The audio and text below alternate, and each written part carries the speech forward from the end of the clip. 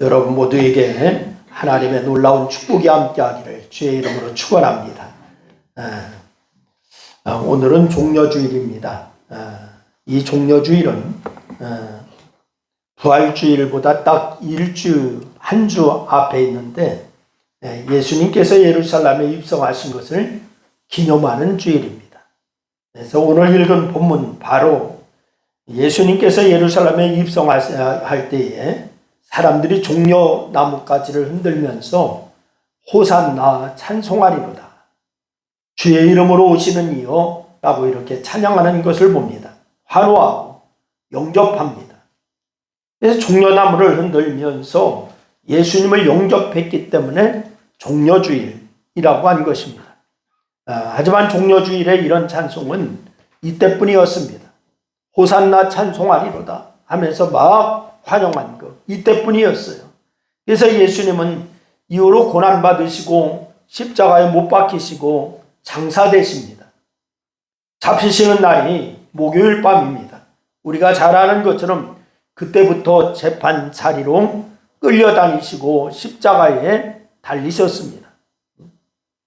그런데 그전에는 어떤 일들을 또 어떤 말씀을 하셨을까? 이런 그래봤자 수요일에 대한 행적은 성경에서 잘 나타나지 않기 때문에 두 날입니다. 월요일과 화요일입니다. 근데 이 월요일은 사람들의 환호를 받으면서 예루살렘으로 입성을 하셨습니다. 그런데 그 사람들이 예수님이 메시아로 오셔서 이스라엘을 구원해 줄 거라고 하는 벅찬 기대를 가졌을 거예요. 그래서 막 환호를 한 거지요. 예수님이 예루살렘으로 오셔서 이스라엘을 구원해 주실 것이다. 이 기대감 때문에 막 환호를 한 것입니다. 그런 기세로 보면 무언가 대단한 일이 벌어지던가 아니면 적어도 예수님이 멋진 말씀을 남기시면서 인상 깊은 장면을 만들어 주시던가 이렇게 해야 극적인 모습이 더욱더 확장될 될 것입니다. 그러나 하지만은 예수님이 하신 말씀은 전혀 다른 종류의 것이었어요. 아주 멋진 말씀을 하시고 또한 멋진 행동을 하시고 이런 것이 아니었습니다.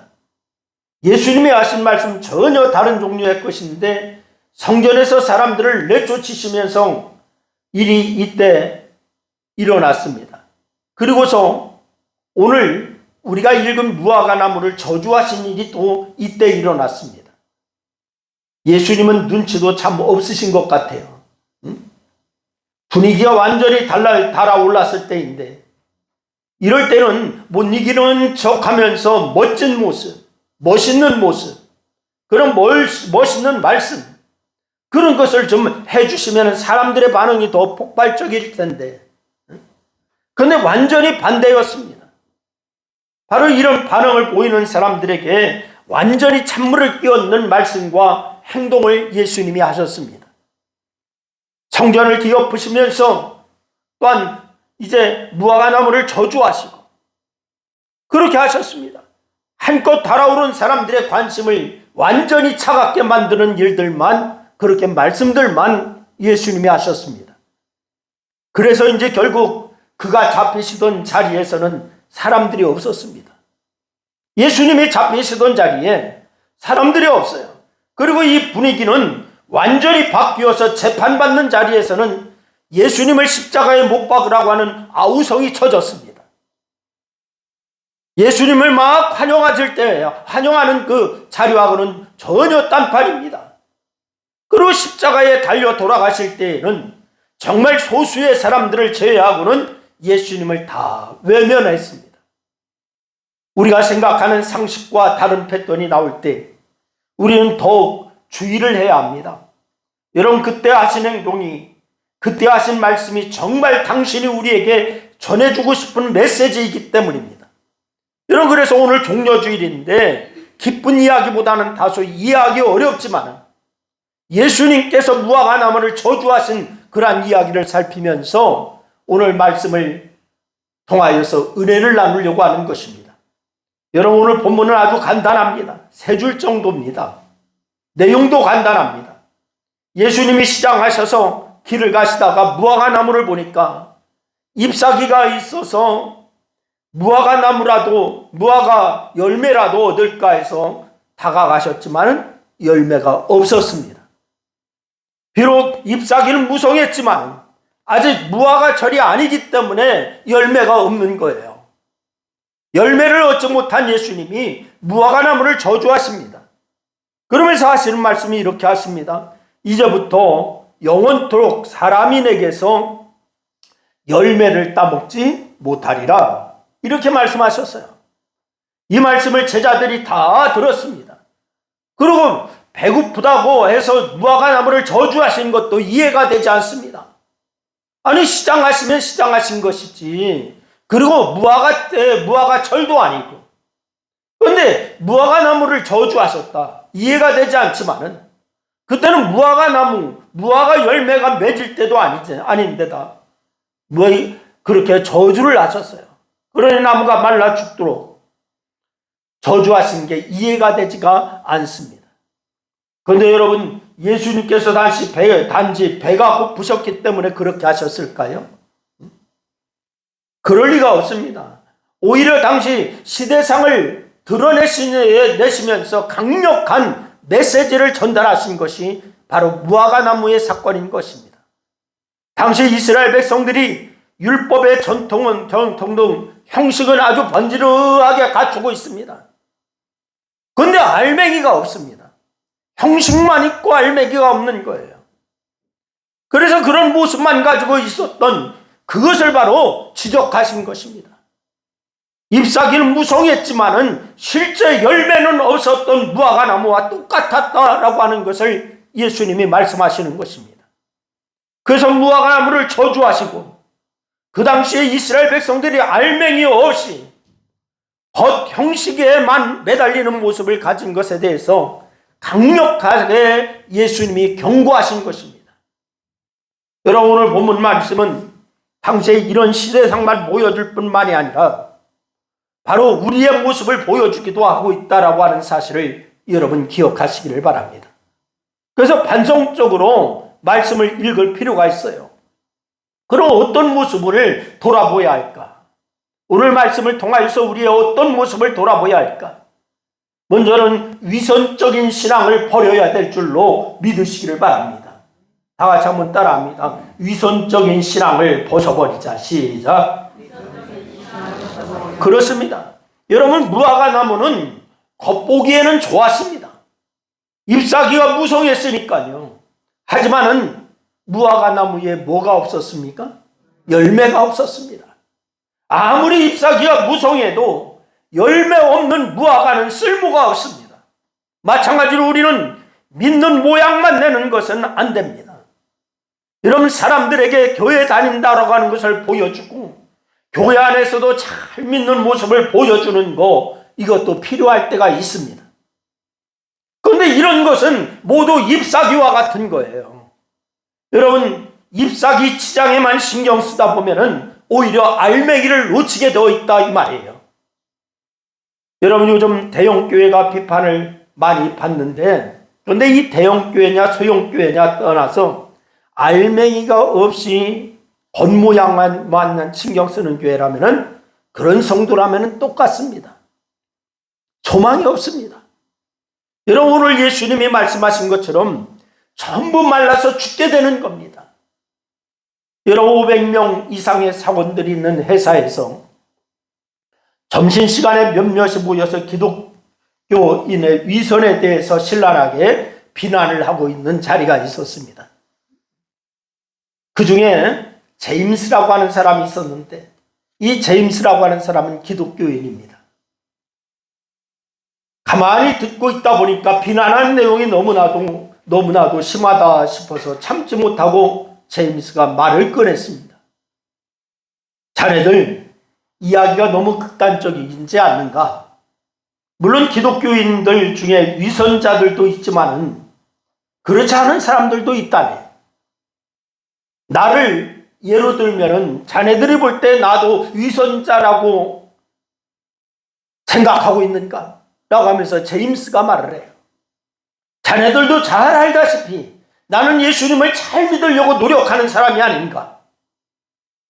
내가 자네들에게 위선적인 행동을 보인 적이 있는가? 라고 하면서 그렇게 비판하는 사람들을 위해서 향하여서 이 제임스라고 하는 사람이 말을 합니다. 그러자 이 제임스와 가장 친한 한스라고 하는 사람이 그를 진정시키면서 제임스에게 이렇게 얘기를 했어요. 제임스, 너무 흥분하지 말게. 말을 잘 들어보게. 우선 내가 자네에게 한 가지 물어보지. 자네는 기도의 능력을 믿나? 그럼 믿을 뿐만이 아니라 나는 기도의 능력을 믿고 체험도 하고 있다네. 이 제임스가 그렇게 대답을 해요. 그래, 자네 정도의 신앙이라면 기도의 응답도 여러 번 받았을 거야. 근데 더욱이 자네는 동료인 우리들을 사랑하는 마음도 있을 테고 자네는 참 바른 사람이지. 그런데 자네는 이 회사에 다닌 지 4년 동안 회사 동료인 우리를 위해서 밤새 기도한 적이 있는가? 이 제임스의 친구 한스가 그렇게 물어요. 그저 이 제임스는 고개를 푹 숙였습니다. 미안하지만 그런 적은 없군. 그렇군. 이 안에 밤새 기도한다라고 하는 게 쉬운 일이 아니지. 한스가 또 그렇게 얘기합니다. 그럼 지난 한 주간 동안 우리를 위해서 10분 정도 기도했겠지? 라고 하면서 이 제임스에게 한스라고 하는 사람이 또 물어봤어요. 그랬더니 제임스가 더 이상 고개를 들 수가 없었습니다. 그 10분도 동료를 위해서 기도한 적이 없기 때문입니다. 그게 이 한스가 그래서 이 제임스에게 말을 해요. 혹여나 우리가 지금까지 이야기한 위선이라고 하는 게 이런 것일세. 자네가 동료를 사랑하는 마음도 있고 기도의 응답도 여러 번 받은 독실한 기독교인이라고 자처하고 있지만은 실상 우리를 위해서 무엇을 했단 말인가? 라고 하면서 제임스의 친구인 한스가 말을 했어요. 여러분, 이 이야기는 성경 주에서에 나오는 한 예화입니다. 그런데 이 이야기는 우리의 모습을 사실적으로 그려주고 있는 거예요. 사실 우리는 기독교인입니다. 교회를 다닌다, 믿음이 있다라고 하는 사람입니다. 여러분, 자타가 공인하는, 자타가 인정하는 크리스찬입니다. 여러 이야기를 하지만은 그런 표현 말고 실제로 인정받을 만한 믿음의 열매를 제시할 만한 것들이 딱히 없지 않나. 여러분과 저를 되돌아보아야 될 줄로 믿습니다. 여러분, 이 한스가 얘기하는 것처럼 바로 단 10분만이라도 지난 한 주간 동안 우리를 위해서 기도한 적이 있는가? 라고 할 때 제임스가 고개를 푹 숙이는 모습, 이것이 우리의 모습이 아닌가 되돌아보아야 됩니다. 그렇다면 우리는 오늘 본문에 나오는 잎사귀만 무성한 무화과 나무와 다를 바가 없습니다. 예수님 당시의 이스라엘 사람들과 하나도 다를 바가 없습니다. 성경에 나타난 바리새인들과 그토록 우리가 비판하면서 싫어하는 바리새인들과 전혀 다를 바가 없다라고 하는 말입니다. 여러분, 우리도 역시 위선으로 가득 찬 형식주의자들에 지나지 않는다라고 하는 것입니다. 여러분, 이제 이런 위선에서 벗어나야 합니다. 오늘 이 본문이 우리에게 주는 메시지, 알맹이를 가진 성도가 되라고 하는 거예요. 그리고 이전에 이미 잎사귀만 무성한 무화과 나무와 너무나 똑같은 모습을 하고 있는 것, 그것부터 벗어버려라 라고 하는 말씀을 주고 있는 것입니다. 우리가 명심해야 할 것은 이런 위선을 벗어버리지 못하면 심판을 받게 된다라고 하는 것을 명심하시기를 바랍니다. 오늘 본문에서 표현이 단호합니다. 예수님께서는 무화과 나무에게 예수님이 말씀하신 것이 14절 말씀에 나와 있습니다. 우리 한번 14절 말씀 다 같이 한번 읽겠습니다. 다 같이 시작. 이제부터 영원토록 사람이 내게서 열매를 따먹지 못하리라. 이제부터 영원토록 사람이 내게서 열매를 따먹지 못하리라. 그 말씀에 따라서 제자들이 예수님에게 또 물었어요. 20절 우리 한번 읽어볼까요? 다 같이 시작. 무화과 나무가 뿌리채 마른 것, 여러분, 이것은 다름 아닌 심판에 대한 표현인 거예요. 오늘 이 본문은 아니지만은 여러분, 성전 정화 사건 같은 메시지입니다.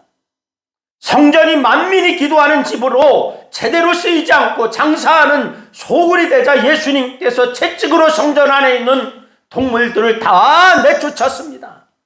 사람들을 다 내쫓으시고 그 장사하는 판을 다 뒤집었습니다.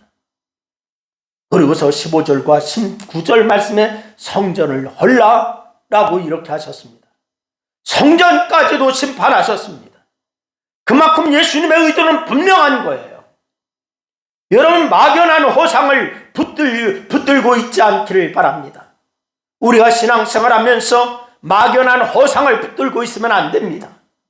위선적인 것만 가지고도 하나님 앞에서 인정받을 것이라고 하는 생각, 이거 허상입니다. 내가 교회에 다니니까, 나는 예수 믿는 사람이니까 이거 가지고 하나님 앞에 인정받을 것이라고 하는 거, 이거 허상입니다. 겉으로 드러나는 형식적인 것으로 하나님의 인정을 받는다라고 생각하는 것은 지나가는 바람을 잡고 내가 확실한 것을 잡았다고 이야기하는 것과 똑같은 것입니다. 실상 나 아무것도 없습니다. 위상을 벗어 던질 때만이 비로소 우리는 무엇인가를 제대로 잡을 수가 있는 줄로 믿으시기를 바랍니다. 그러니 말만 성도였다면, 보여주기 위한 모습뿐이었다면 이제 이런 것들은 과감하게 내던질 수 있기를 주의 이름으로 부탁을 드립니다. 두 번째는 참된 믿음과 사랑을 잡으시기를 바랍니다. 다 같이 한번 따라합니다. 참된 믿음과 사랑을 잡자. 시작. 참된 믿음과 사랑을 잡자. 그렇습니다. 위선을 벗어 던지고 나면은 우리가 잡을 것은 믿음과 사랑밖에 없어요. 믿음과 사랑. 위선을 벗어 던지고 형식을 벗어 던지고 이러면 믿음과 사랑만 잡을 것뿐이 없습니다. 무화과 나무가 마른 것을 본 제자들이 놀라서 예수님께 묻잖아요. 뭐라고 묻습니까? 보소서, 저주하신 무화과 나무가 어떻게 됐나이다? 말랐나이다. 그랬어요. 그저 예수님께서 뭐라고 하십니까? 22절에 보니까 하나님을 믿으라. 저주하신 무화과 나무가 말랐나이다 라고 하니까 예수님이 하나님을 믿으라 그래요. 그리고 24절 말씀해 보니까 뭐라고 얘기합니까? 24절 우리 다 같이 한번 읽습니다. 시작. 무엇이든지 기도하고 구하는 것은 받은 줄로 믿으라. 지금 제자들은 무화과 나무가 말라 죽은 것에 대해서 이야기하는데 예수님은 뜬금없이 뭘 얘기하고 있어요 지금? 믿음을 얘기하고 있습니다. 무화과 나무가 말라 죽었습니다. 이렇게 얘기하는데 예수님은 뜬금없이 지금 믿음을 얘기하고 있어요. 예수님께서 무화과 나무를 저주하신 이유, 믿음이 없는 이스라엘 백성들을 보고서 답답해서 그렇게 하신 것입니다. 다른 무엇보다도 먼저 가져야 할 게 바로 믿음이었습니다. 이스라엘 사람들은 믿는다라고 그렇게 많이 이야기하지만은 실상은 하나님을 믿고 있지 않았던 거예요. 성도 여러분, 예수님 앞에서 우리가 가질 것은 믿음 하나밖에 없습니다. 만약 예수님께서 무언가 대단한 것을 요구하셨다면 우리는 그것을 이룰 수가 없을 거예요. 우리는 모두 죄인이기 때문에 그렇습니다. 여러분, 하지만 예수님은 그런 것을 요구하지 아니하시고 그냥 믿음 하나만 요구하세요. 뭘 요구하신다고요? 믿음을 요구하세요. 그래요, 우리는 이것저것 이야기하기에 앞서서 믿음을 가졌는가 이걸 보아야 될 줄로 믿으시기를 바랍니다. 나는 믿음을 가졌는가? 믿음만 가졌다면 다른 것은 전부 부차적인 것이에요. 하나님을 온전히 신뢰하는 믿음만 가졌다면 세상을 다 잊는다 하더라도 겁날 것이 없는 거예요. 히브리서 11장 말씀에 나오는 사람들을 보세요. 그들을 놓고 이야기할 때에 히브리서 11장 38절 말씀에 보니까 세상이 감당하지 못할 사람들이다 라고 얘기했어요. 여러분, 왜 그렇습니까? 그들은 칼이 눈앞에 와도, 기근이 눈앞에 와도, 어떤 고난과 어려움이 눈앞에 와도, 그 어떤 것이 눈앞에 와도 하나님을 버리지 않고 하나님을 의지하는 자들이었기 때문인 줄로 믿으시기를 바랍니다. 그래서 세상이 감당하지 못할 사람들이다 라고 얘기하는 거예요. 믿음을 이야기할 때 빼놓을 수 없는 것이 예수님에 대한 믿음입니다. 우리의 구원이 이루어지는 것, 바로 이 예수님을 믿는 믿음으로 이루어지는 거예요. 그래서 예수님을 믿는다고 하는 것은, 십자가에 달려 돌아가신 예수님은 바로 나의 죄 때문에 십자가에 달려 돌아가신 것이다, 이것을 믿는 것인 줄로 믿으시기를 바랍니다. 그 예수님이 사흘 만에 다시 살아나셔서 사망의 권세를 완전히 이기셨다라고 하는 것, 이것을 믿는 겁니다. 다른 거 믿는 게 아닙니다.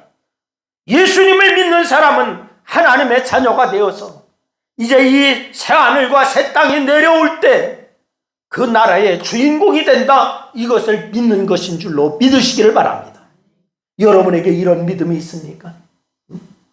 우리가 예수님을 믿기만 하면은 예수님은 우리 안에 들어오셔서 우리와 함께 하십니다. 성도는 항상 예수님이 함께 하시기 때문에 그 어떤 상황에서도 믿음을 떠나지 않는 줄로 믿으시기를 바랍니다. 설령 핍박과 박해의 자리가 있다 할지라도, 설령 그 자리가 죽음의 자리라 할지라도, 그러니 세상에서 누가 믿음의 사람을 감당할 수가 있겠어요? 세상이 감당치 못할 사람들, 그것은 바로 이런 믿음이 있는 자를 말하는 줄로 믿으시기를 바랍니다.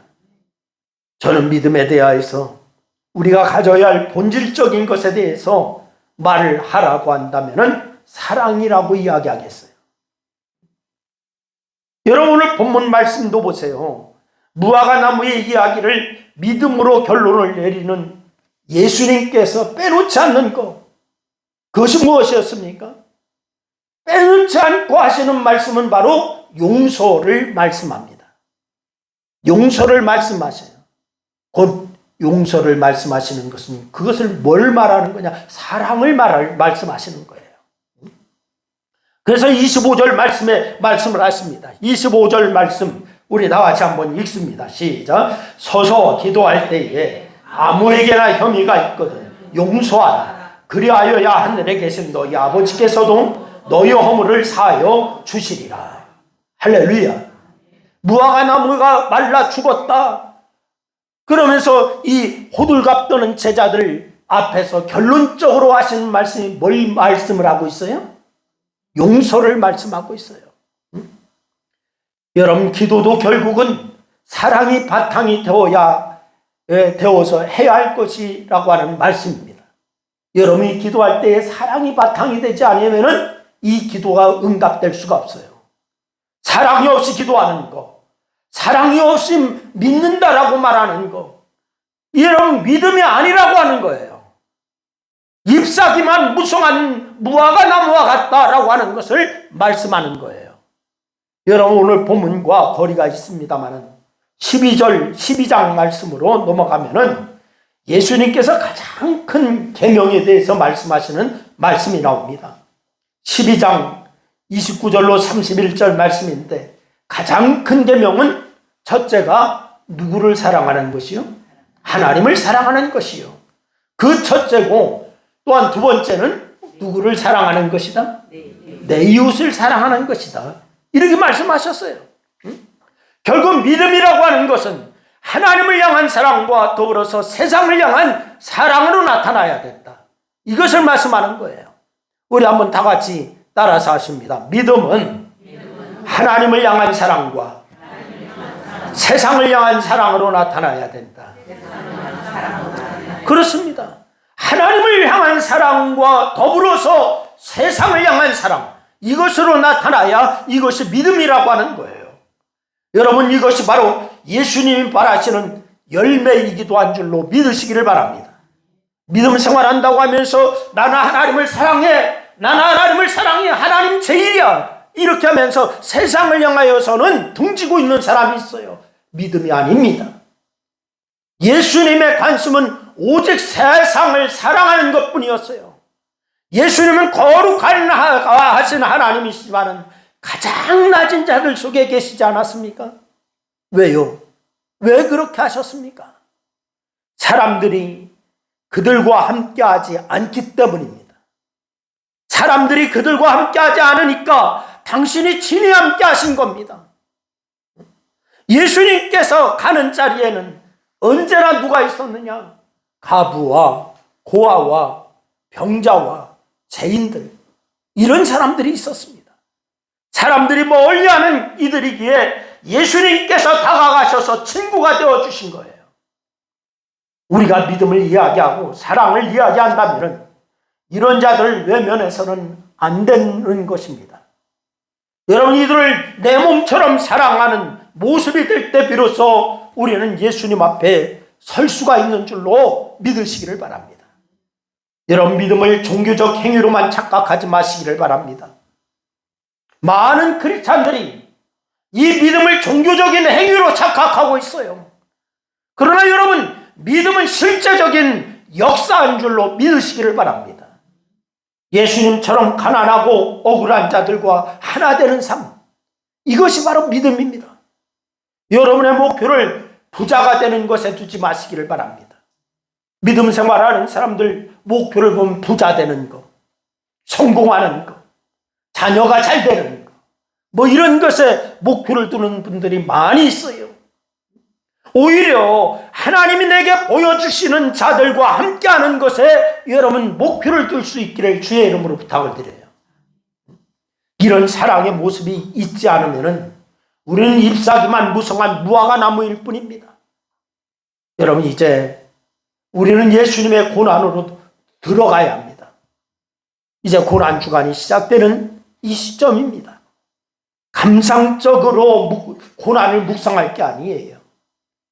우리가 가지고 있는 위선을 떨쳐버리는 것으로 고난에 동참하여야 될 줄로 믿으시기를 바랍니다.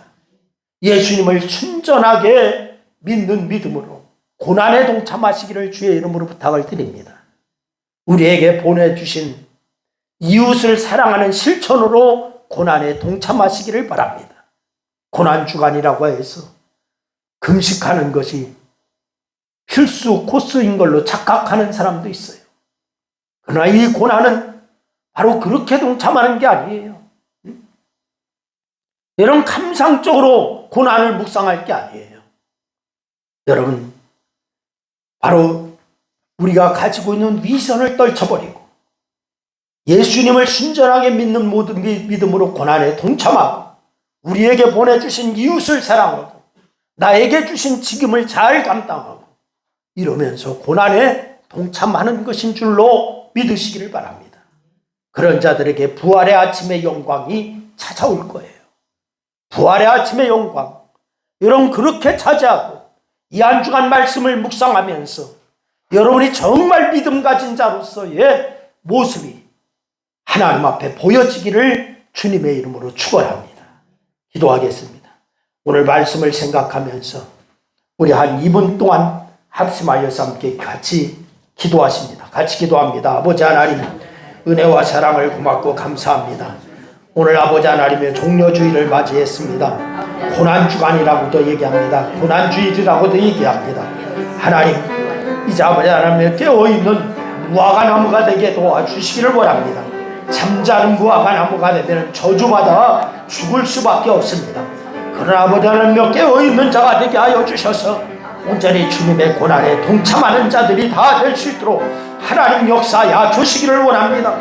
오늘 아버지 하나님 우리에게 주신 말씀을 우리가 아버지 하나님의 깊이 묵상하며 온전히 이 고난주간에 주님과 더불어 아버지 하나님의 믿음이 있는 자, 깨어있는 자가 되게 하여 주셔서 부활의 영광을 맛볼 수 있는 참된 성도들이 다 되기에 부족함이 없도록 하나님 역사야 주시옵소서.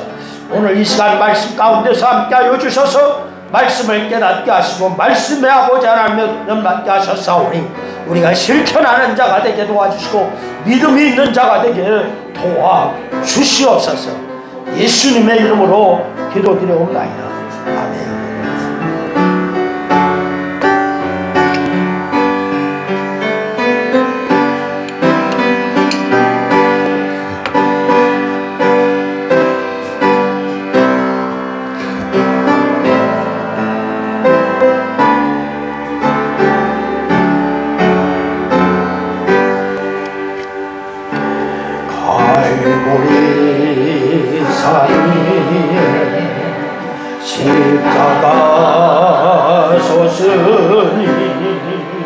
주가 고난을 당한 표라 험한 십자가를 내가 사랑하네 주가 고연을 흘리매라 세워서 내를 어디까지 주의 십자가 사랑하리 빛나며 열려간 밖에까지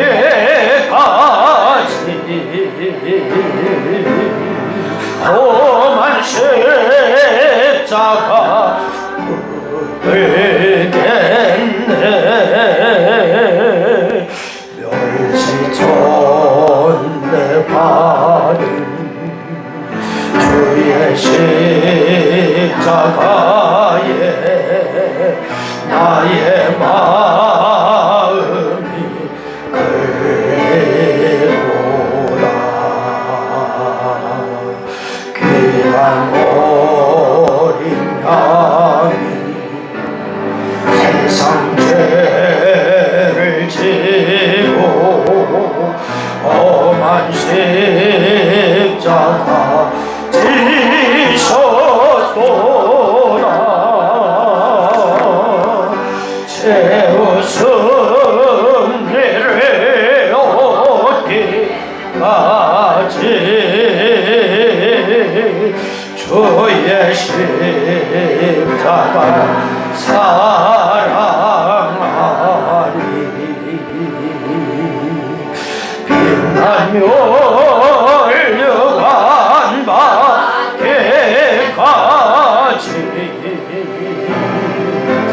험한 십자가 되겠네 험한 십자가에 주가 흘린 피를 믿는 마음으로 바라보니 나를 용서하고 내 죄 사시려 주가 흘리신 보혈이라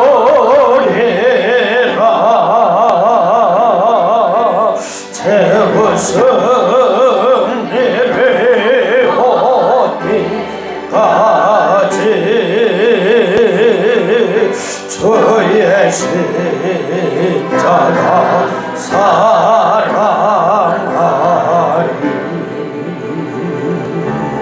빛난 열려간 밖에까지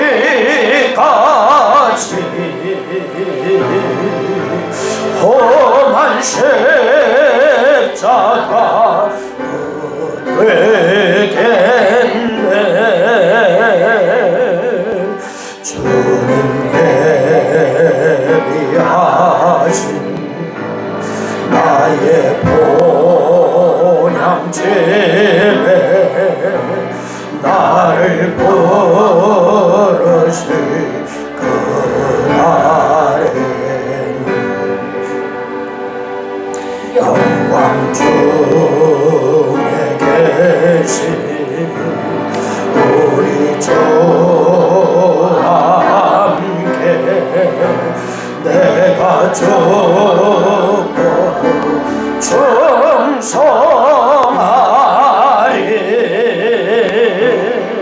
채우신 이를 어디까지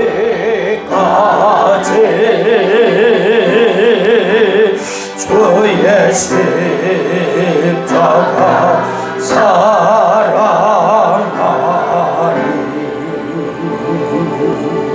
빛난 열려간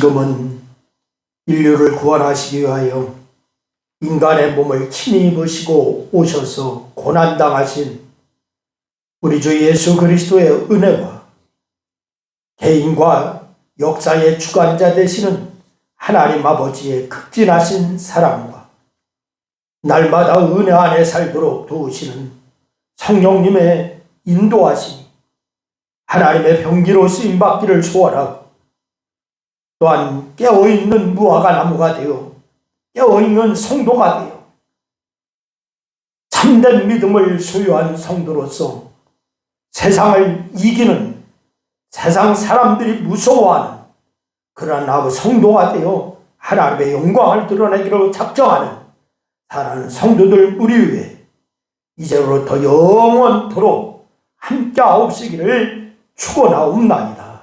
아멘.